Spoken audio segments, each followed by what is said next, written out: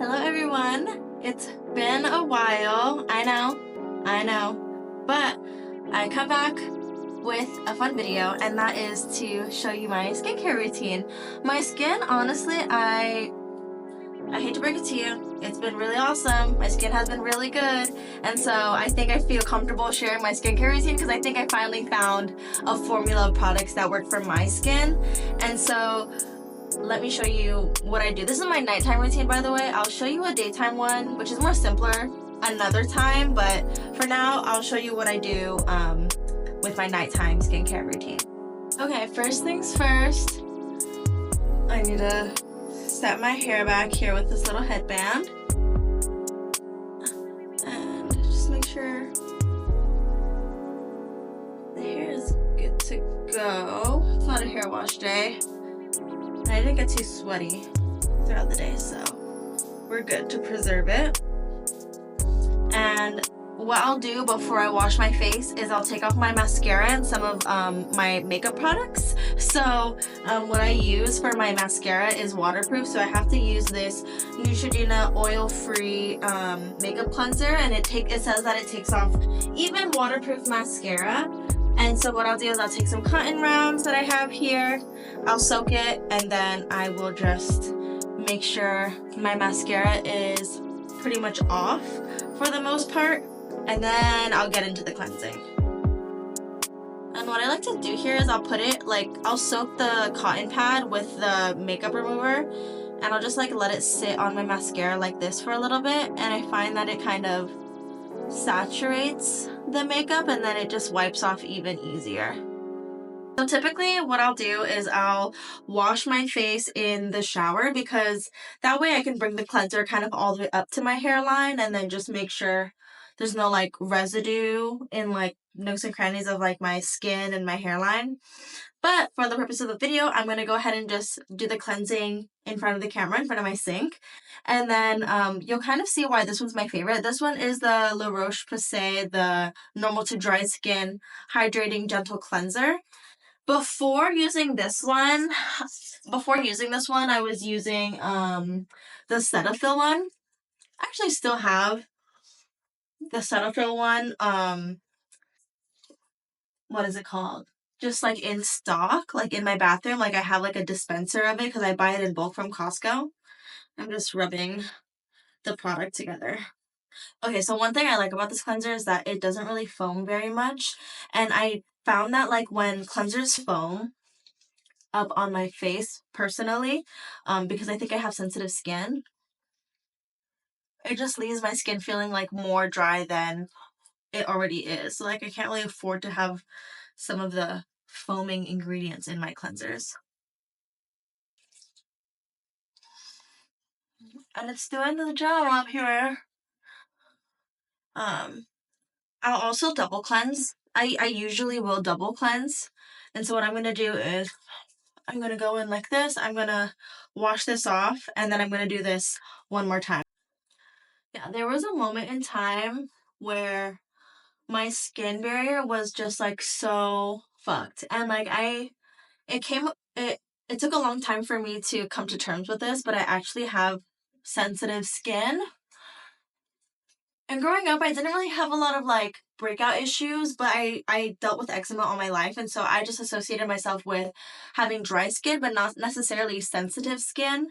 But it wasn't until a few summers ago where my my skin on my face broke out so bad that I was finally coming to terms with, okay, I think I do have sensitive skin.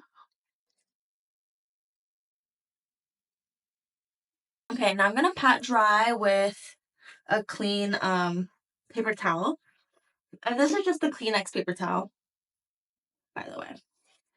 I find these cheaper than some of the special face ones that you can get on Amazon, that's advertised to you. But sweet. Let me go grab my other products and continue on with the story. So anyways, yeah. I found out that I had sensitive skin, and I think what broke me out was the fact that I was trying to get used to tretinoin. And tretinoin on sensitive skin, I think it's possible. It just was not working for my skin, and I went gradual, over time. a week, you know, I did the whole shebang, what you're supposed to do, like really just take your time working your way and working your usage up for tretinoin. Anyways, it just destroyed my skin barrier, and I thought it was the purge phase, but it wasn't purging anything. It was just like ruining my skin barrier because my skin that I didn't think was sensitive was actually so sensitive, and it just broke me out. And so it took a long time for me to like develop a skincare routine where I recovered from that. And through trial and error, I think I finally have, you know, a good lineup. So anyways, I'm going in with the Laneige cream skin. So this is like really good for like people who have sensitive skin and dry skin. So I mean, they say that it's good for all skin types, but for me especially, I'll do a couple of drops. Like by a couple, I really mean two, because the product is so watery that if you put more than that, it really just falls off your hand. And so I'll just go in and pat it into my face. And on days like this where I'm feeling a little bit sensitive, and you can kind of maybe see it, there's like some redness right here, and I could tell I've been having bad allergies lately, so my skin I think has been having a little bit of a flare up due to allergies, luckily. And so I'll go in sometimes with another layer, it's like one more drop to solidify it. I have this on subscription, but for some reason the big bottle is like delayed, so I ended up just grabbing this small one to carry me over till like my subscription comes in. I don't even know how that works, but I ended up just picking this up in store when I was at the mall the other day. So that's that. Love her. And then what I'll do as a follow-up in my evening routine is, by the way, sorry, shameless plug, I have like this container. It's empty now, but I have this container with like little mini spatula applicators like this, because I'm going to go in with my Tatcha Dewy Skin Cream here. And the reason why I have this is because the spoon that comes with it, it's like, it's honestly so unrealistic to wash it I said it. It's so unrealistic to like wash it every single time. Um, so I'll go with my little spatula, handy dandy spatula, and then I just kind of get the amount that I need. And then apply it onto my face here. A little does go a long way. And so I really try to just like work it in before assessing if I need more or not. I really do love this one. I'm almost out. As you can see here, I'm like almost out. I need to go get a new one. And then, yeah, waiting for the other toner to come in, the creamy milky toner from Laneige. Okay, that is perfect. So, oh, I forgot to show you. If on days where I do feel like exfoliating and like my skin's in a good place, it's not really feeling sensitive like how it is right now. If I am feeling like I can afford exfoliating, what I'll go in with is the Dr. Dennis Gross peeling pads. But this is for sensitive skin. And this is me really leaning into getting ingredients that like aren't so strong or potent with like some of the active ingredients. So that's my tea. I just need to go for the ones that have like that are meant for sensitive skin. Just lean into it. That's what I've learned. So I went in with this product, and then I went in with the Tatcha, right? And then so now what I'm gonna do just to kind of top it off here is go back in with the La Roche-Posay the Balm. This is like, it has like such a long name. Cicaplast Balm B5. And I put this on top of the Tatcha moisturizer. So when I first got this product, I heard it was like good for repairing skin barriers and stuff. So I thought that this was like a moisturizer in and of itself. Like, doesn't need to be paired with anything.